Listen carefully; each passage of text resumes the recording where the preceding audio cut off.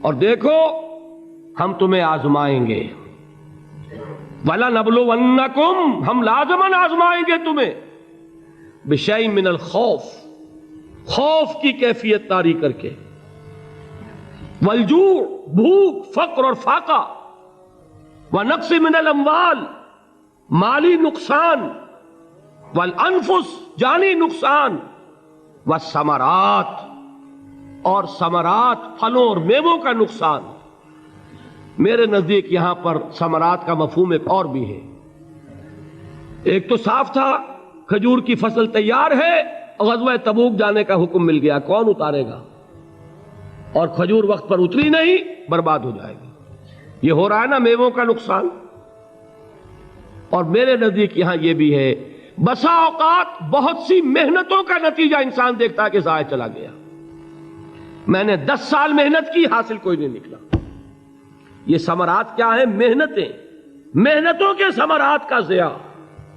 کوشش آپ نے کی، قسمت کی خوبی دیکھی ہے، ٹوٹی کہاں کمن، 2-4 ہاتھ جب کے لبے بام رہ گیا۔ Be prepared. ایک شاعر کے یہ اشعار ہیں، وہ کمیونسٹ تھا، میں نام بھی نہیں لیتا، لیکن یہ کہ یہ اسی انقلابی، چونکہ ان کا بھی ایک انقلابی نظریہ ہے، انقلابی عمل میں یہ سارے مراحل آتے ہیں۔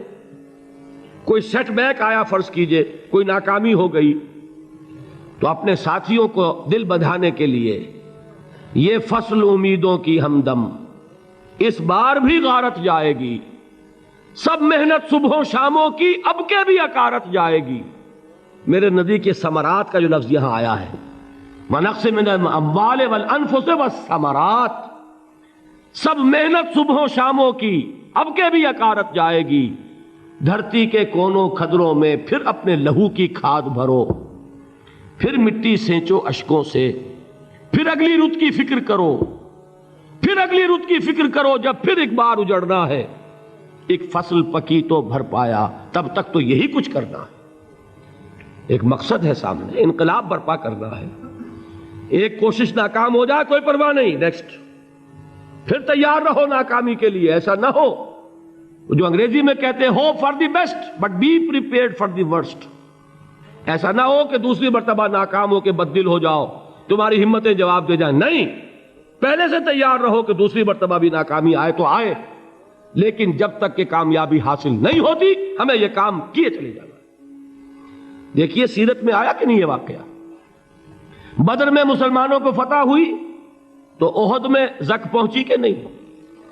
70 صحابہ شہید ہوئے کہ نہیں؟ اگر ان کی ہمتیں جواب دے جاتی تو گاڑی کیسے چلتی آگے؟ تو فرمایا وَلَنَبْلُوَنَّكُمْ بِشَيْءٍ مِّنَ الْخَوْفِ وَالْجُوعِ وَنَقْصٍ مِّنَ الْأَمْوَالِ وَالْأَنفُسِ وَالثَّمَرَاتِ، ہم تمہیں لازماً آزمائیں گے، خوف کی کیفیت سے، فقر و فاقے کی کیفیت سے، بھوک سے، جان کے نقصان سے، مال کے نقصان سے، محنتوں کے حاصل کے ضائع ہو جانے سے۔ وَبَشِّرِ الصَّابِرِينَ، اور اے نبی بشارت دیجئے صبر کرنے والوں کو۔ الَّذِينَ إِذَا أَصَابَتْهُمْ مُصِيبَةٌ، وہ کہ جب ان پر کوئی تکلیف آئے، کوئی مصیبت آئے، کوئی آزمائش آئے، قَالُوا إِنَّا لِلَّهِ وَإِنَّا إِلَيْهِ رَاجِعُونَ، وہ یہ کہیں کہ ہم اللہ ہی کے ہیں، اللہ ہی کی طرف لوٹ جانا ہے۔ یہ وہی انداز ہے جو میں نے فارسی کا شعر سنایا تھا آپ کو کہ سرے تسلیم خم ہے جو مزاج یار میں آئے۔ وہ ہمارا مولا ہے، ہمارا آقا ہے، اگر اسے یہی منظور ہے تو ہمیں بھی یہی منظور ہے۔ میں نے تسلیم و رضا کی بات کی تھی نا، آپ کو کچھ شعر سنائے تھے، ایک شعر اور سنیے، اور یہ کس کا ہے؟ محمد علی جوہر کا۔ ایک مرتبہ جیل گئے، ان کی ایک بیٹی جوان بیمار ہوئی، فوت ہو گئی، باہر چھوڑا انگریز نے، جاؤ بھائی دفن کر دو بیٹی کو۔ دوسری مرتبہ جیل گئے، دوسری جوان بیٹی اسی مرض میں مبتلا ہوئی۔ اب یہ جیل میں ہے، خبر پہنچی کہ دوسری بیٹی کے اوپر بھی اسی مرض کا حملہ ہوا ہے۔ ایک نظم لکھی ہے جس کا آخری شعر یہ ہے، تیری صحت ہمیں منظور ہے لیکن اس کو نہیں منظور تو پھر ہم کو بھی منظور نہیں۔ یہ ہے، جب تک یہ کیفیت نہ ہو اس میدان میں آدمی ثابت قدم نہیں رہ سکتا۔ کہ میرے رب کو اگر یہ منظور ہے تو یہی مجھے منظور ہے، اور تیری صحت ہمیں چاہیے تو ضرور، لیکن ہمارے رب کو منظور نہیں تو ہمیں بھی منظور ہے۔ راضی برضائے رب۔ وبشر الصابرین الذین اذا اصابتهم مصیبۃ قالوا انا للہ وانا الیہ راجعون۔ نہ شود نصیب دشمن کے شود ہلاک تیغت، سر دوستہ سلامت کے تو خنجر آزمائی۔ اولئک علیہم صلوات من ربہم ورحمہ، یہی ہیں وہ لوگ جن پر ان کے رب کی طرف سے عنایتیں ہیں اور رحمتیں ہیں۔ وَأُولَٰئِكَ هُمُ الْمُهْتَدُونَ، اور یہی ہیں وہ لوگ جو کامیاب ہونے والے ہیں، ہدایت پانے والے، ہدایت یافتہ۔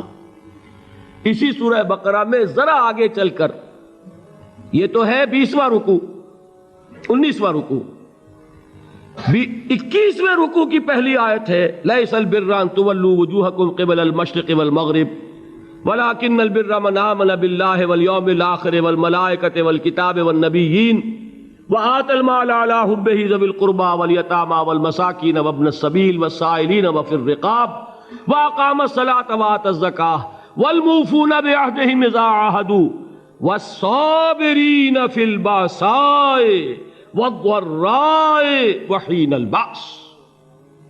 اب یہ آیت جو ہے سورۃ العصر میں جو مضامین آئے تھے سارے اس میں موجود ہیں۔ وہاں ایمان کا لفظ آیا، یہاں 5 ایمانیات کی تفصیل آ گئی، اعمال کی تفصیل آئی، اور آخری بات وہاں کیا ہے وَتَوَاصَوْا بِالصَّبْرِ، اور یہاں کیا ہے وَالصَّابِرِينَ فِي الْبَأْسَاءِ وَالضَّرَّاءِ وَحِينَ الْبَأْسِ، اور صبر کرنے والے۔ اصل نیکی ان کی ہے جو صبر کریں، کس میں؟ جنگ کے وقت، ذرائے، بأسائے، بأسا کہتے ہیں فقر اور فاقہ، واحد آئے گا باس تو اس کے معنی جنگ، اور بأسا جمع میں آئے گا تو فاقہ، فقر، بھوک، اور ذرائے جسمانی تکلیف، ضرر، جسمانی تکلیفوں میں صبر کرنے والے، فقر اور فاقے میں صبر کرنے والے، اور جنگ کے وقت صبر کرنے والے۔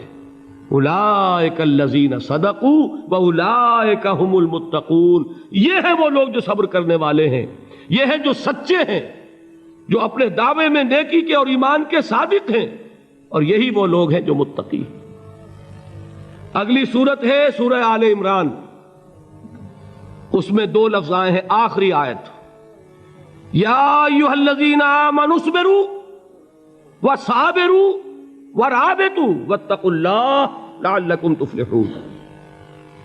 دیکھیے یہاں صبر اور صابر جو تعلق جوہد اور جہاد کا ہے وہی ہے صبر اور مصابرت۔ صبر ایک طرفہ عمل ہے، آپ جھیل رہے ہیں، برداشت کر رہے ہیں، صبر علی المعصیہ، صبر علی الطاعہ، صبر علی الابتلاء، یہ سب کیا ہے؟ صبر۔ اور مصابرت کیا ہے؟ صبر کا صبر سے مقابلہ۔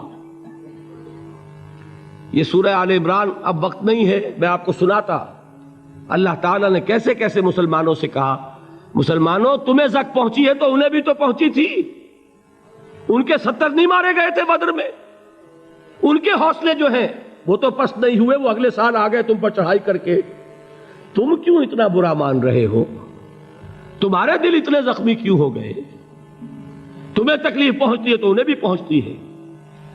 اپنی غیرت جو ہے ہمیں ذرا اس کا جائزہ لینا چاہیے۔ لوگ باطل نظریات کے لیے کتنی قربانیاں دے رہے ہیں، لوگ باطل چیزوں کے فروغ کے لیے کتنی محنتیں کر رہے ہیں۔ جیسا کہ میں نے ابھی کہا تھا، اسی غیرت کو چیلنج کرنے کے لیے، ذرا آپ کی حمیت دینی کو جوش دلانے کے لیے، قادیانی نوجوان کتنی تعداد میں اپنے آپ کو دین کے لیے وقف کرتا ہے، اور آپ کتنے نوجوان ہیں جو اپنے آپ کو دین کے لیے وقف کر دیں، اور ہوں وہ کھاتے پیتے گھرانوں کے لوگ۔ یہ نہیں ہے کہ اگر کوئی اور کام نہیں کر سکتا تو پھر یہ ہے کہ وہ دین کے کام میں لگ جائے۔ باصلاحیت لوگ، کھاتے پیتے لوگ، ذہنی استعداد رکھنے والے لوگ، اونچے گھرانوں کے لوگ، وہ وقف کریں اپنے آپ کو دین کے لیے۔ اس کے بغیر کیسے باہر آ جائے گی، کیسے رونق آ جائے گی؟ تو دنیا میں باطل نظریات والے جو ہیں، یہ بات کہی گئی ہے، مسلمانوں تم اگر توحید کے لیے لڑ رہے ہو، دیکھتے نہیں ابو جہل کو، اس نے گردن کٹوائی ہے شرک کے لیے، شرک کے لیے گردن کٹوائے، اور تم توحید کے لیے گردن کٹوانے کو تیار نہ ہو. اس نے گردن کٹوائی کہ نہیں کٹوائی؟ اور کس طرح کٹوائی ہے؟ کیونکہ بڑا متکبر قسم کا، فرعون قسم کا شخص تھا.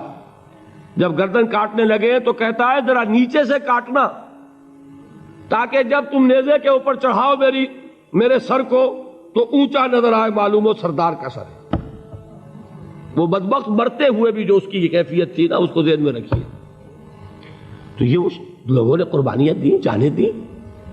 تو فرمایا اگر تم ان سے زیادہ قربانی نہیں دو گے، یہ جو نوٹ کر لیجئے اس کو، مجرد اگر حق کو غالب کرنا اللہ کے ذمے ہو تو آنے واحد میں غالب کر دے گا، تمہیں تکلیف ہی دینے کی ضرورت نہیں. سمجھ رہے؟ کیا اللہ کے مقابلے میں کوئی باطل کی طاقت ٹھہر سکتی ہے؟ یہ تمہارے ایمان کا امتحان ہے، یہ تمہارے خلوص کی آزمائش ہے، یہ تمہارے امتحان کا ثبوت درکار ہے کہ اللہ تعالیٰ دیکھنا چاہتا ہے تم اس کے لیے اپنی جانیں قربان کرنے کو تیار ہو کہ نہیں، تم اس کے لیے تن من دھن لگانے کو تیار ہو کہ نہیں. اور یہ جان لو کہ اگر کفار اور مشرکین اور ملحدین اور باطل نظریات والے وہ جو کچھ قربانیاں اپنے باطل نظریات کے لیے دے رہے ہیں، ان سے زیادہ اگر تم نہیں دو گے تو حق غالب نہیں ہوگا. انہوں نے جو صبر کیا ہے اپنے باطل نظریات پر، اگر تم اس سے زیادہ صبر کا ثبوت نہیں دو گے اپنے اس حق پر تو حق غالب نہیں ہوگا. اس لیے فرمایا یا ایھا الذین آمنوا اصبروا وصابروا. نہ صرف یہ کہ صبر کرو، بلکہ صبر میں اپنے دشمنوں سے آگے نکلو، ان کے صبر سے بڑھ کر صبر کرو.